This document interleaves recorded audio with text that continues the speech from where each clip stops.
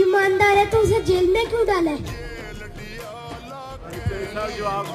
बेटा, ये तारीख बताती है कि जिन लोगों ने ईमानदारी से नेक अमल करने की कोशिश की, लोगों की मदद की, तारीख में उन लोगों को जेल जाना पड़ा, सख्तियां बर्दाश्त करनी पड़ी, सकरात को प्याला पीना पड़ा। ये इससे हमें ये फ़ायदा होगा कि खान साहब को टाइम मिला है, खान साहब दीन पे भी रिसर्च कर रहे हैं और पाकिस्तानी मामलात और मुआशियात को भी बेहतर तरीके से करेंगे। अब हमारा ये फ़र्ज़ है कि हम एक मौका मिला है अमन से, सुकून से, हम अमन वाले लोग हैं, हम प्यार करने वाले लोग हैं पीटीआई वाले।